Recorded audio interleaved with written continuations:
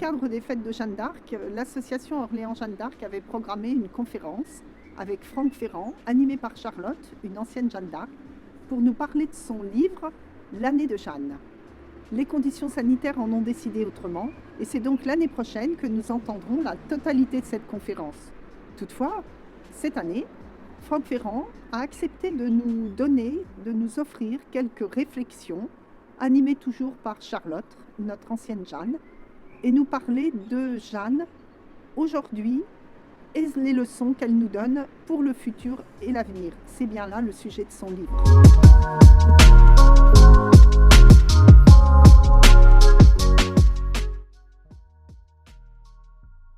Franck Ferrand, bonjour. Bonjour Charlotte. Alors nous devions être à Orléans ces jours-ci pour parler de Jeanne.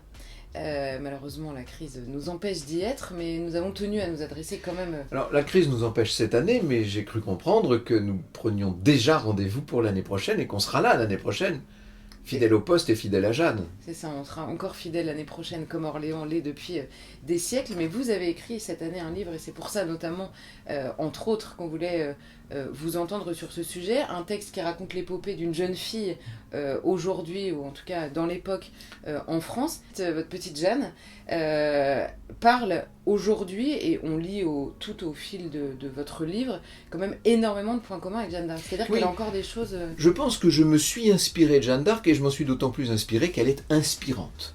Je pense que ce qu'il y a d'extraordinaire lorsqu'on évoque cette figure, cette haute figure, cette personne, cette petite personne toute lumineuse, c'est qu'elle donne à toutes sortes de créateurs d'aujourd'hui, à toutes sortes de penseurs ou d'acteurs de la vie politique ou sociale, elle leur donne envie d'aller plus loin, elle a ouvert en quelque sorte une voie.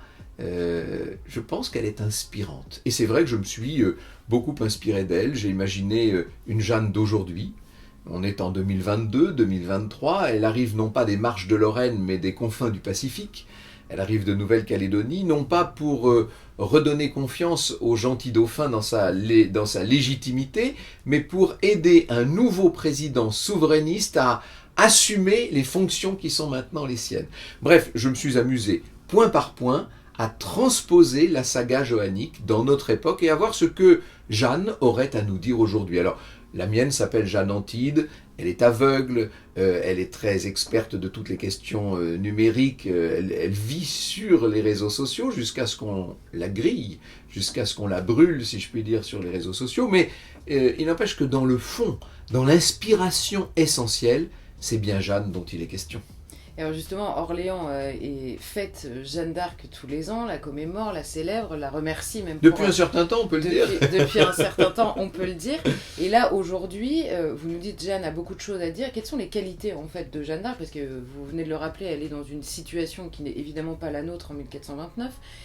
Quelles sont les qualités qui peuvent être celles de la jeunesse ou de la moins jeunesse, on va dire, aujourd'hui? Regardez l'épisode orléanais, précisément. Regardez comment se comporte Jeanne avec ce mélange d'humilité et d'assurance quand elle arrive dans la ville, cette ville qui est encerclée par toutes ces bastides anglaises, et comment... Alors que, disons-le, les grands capitaines qui sont à la tête de l'Os de France voient arriver d'un œil un peu dubitatif cette jeune femme dont ils se demandent bien ce qu'elle vient faire là quand même. Et dans un premier temps, on ne peut pas dire qu'ils la suivent aveuglément. Comment elle va leur redonner confiance en eux? Comment elle va remettre l'église au milieu du village? Mais en tout cas, elle redonne le là. Elle est un diapason, Jeanne d'Arc. Et c'est à Orléans que ce diapason donne toute sa mesure. Donc je pense que Orléans est mieux placé que n'importe quelle autre des nombreuses villes traversées par Jeanne, illuminées par Jeanne, pour lui rendre aujourd'hui hommage. Et au moment où l'on est en train juste avant la prise des tournelles, au moment où l'on est en train de se poser des questions, où l'on voit que la résistance anglaise est quand même assez forte, et où les gens ont tendance à baisser un peu la garde, alors qu'elle-même vient d'être blessée, ne l'oublions pas, et elle l'a très mal vécu, cette toute première blessure, et pour cause, la pauvre, ça a été pour elle un baptême du feu, si j'ose cette mauvaise expression, si j'ose cet anachronisme assez violent. Eh bien, elle surmonte l'obstacle, et elle pousse, elle boute, elle entraîne On peut dire d'une certaine manière que dans son sillage, Jeanne d'Arc entraîne les bonnes volontés. Et vous parlez, on vous écoute, vous parlez beaucoup de la confiance qu'elle a restaurée et puis du dépassement de soi qu'elle a inspiré autour d'elle. Vous pensez que c'est ça qui nous manque aujourd'hui ? Oui, ce qui nous manque, c'est le terme que j'ai mis en exergue de ce petit livre auquel vous avez eu la gentillesse de faire allusion.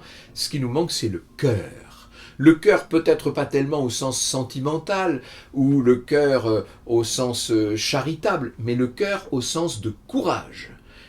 À cœur vaillant, rien d'impossible, disait très peu de temps après Jeanne, le conseiller de Charles VII, Jacques Coeur, justement. Le cœur, c'est-à-dire le courage, l'allant, la volonté, la certitude d'être dans le droit chemin. Nous avons la chance d'être les héritiers non seulement de Jeanne, mais d'une merveilleuse, d'une immense histoire, qui certes comporte ses zones d'ombre, et je crois qu'on me connaît assez pour savoir que je n'oublie jamais ces zones d'ombre, mais c'est une histoire exaltante, c'est une histoire qui a à dire beaucoup, non seulement aux Français eux-mêmes, mais au monde entier. Relevons la bannière, soyons fiers et allons de l'avant. Et alors justement, peut-être un dernier mot de votre regard d'historien passionné par l'histoire de France, par son aventure passée et son aventure à venir. Quel regard vous posez sur cette fidélité orléanaise à Jeanne, sur ces fêtes qui ont lieu tous les ans et qui... C'est trois choses, ces fêtes. D'abord, c'est la continuité. Moi, j'aime la continuité. L'admiration que je porte au Japon ou à l'Angleterre viennent de là. Ce sont des gens qui ont compris que la rupture peut parfois se révéler nécessaire, mais que la continuité est vitale. Cette continuité, elle passe par une transmission. Et ce que je trouve magnifique, c'est qu'on arrive à transmettre aux nouvelles générations, à ceux qui viennent.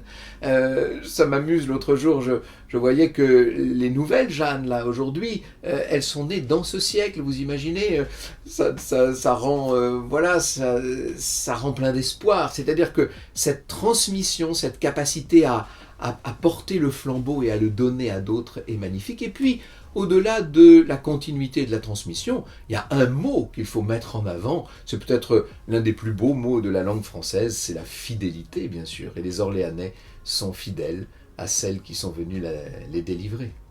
On en reparlera l'année prochaine. Avec joie, avec grande joie.